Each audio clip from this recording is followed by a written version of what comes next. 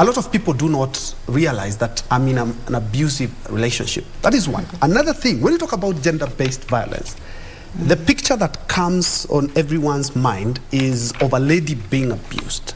They forget that even men do undergo the same kind of treatment, where some, or many for that matter, decide to keep it under wraps, yeah? Kangumu. But they do not understand that this is something that can land somebody in court. I want you to talk about awareness. Thank you. So yes, there's a lot of awareness that needs to be done across across all communities and spaces, so to speak. As you rightfully said, that there are people who might not even be aware that they're being abused or even perpetrating violence because it's culturally entrained or entrenched, or that's the social norm. That's how they've grown up. That's how they've been socialized. So yes, there is a lot of awareness to be done across. And there, to add to also what you asked, is that there are different forms of gender-based violence. I'll speak to that, but I'll also need to add that gender-based violence is not just perpetrated against women, as you said, but it's also perpetrated against men.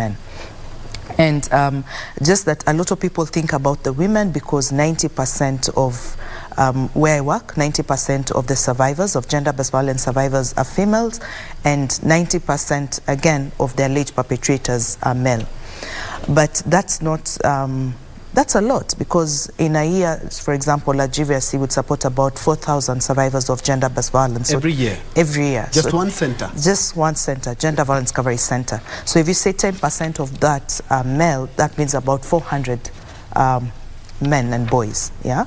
And youngest being unborn babies, you know, a woman is beaten, loses a baby, youngest survivor has been a 3-day-old sexual violated, defiled girl. So all forms of violence. Talking to forms of violence, of gender-based violence, so we have sexual violence.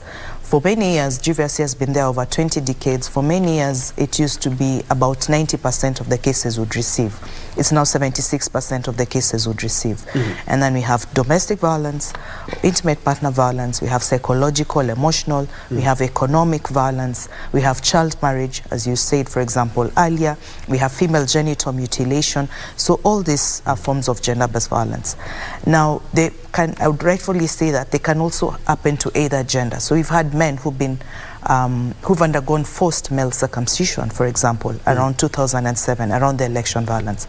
It's important to also mention that sometimes you do not get a certain form of violence in isolation. If you're sexually violated, you might find they're physically assaulted, they're psychologically abused, so to speak. Talking about the laws earlier and talking about access to justice, I would like to say that it's not just dependent on the judiciary, but the whole spectrum of the ecological or the community. If someone is abused, for example, they need to understand that if they're defiled, they don't need to shower, they need to, you know, reserve the clothes, the evidence, go to hospital within 72 hours.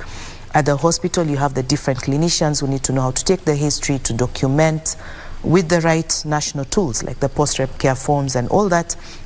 They have to treat within the national guidelines of clinical management. They need to provide the psychological support. The shelters that we spoke to earlier, you know, they need to know that they need to go to a safe space. There's been a gap, as mentioned, you know, about the case that Dr. mentioned, that, and that's now a whole conversation around it, about SOPs and policies and what needs to guide these safe spaces or shelters.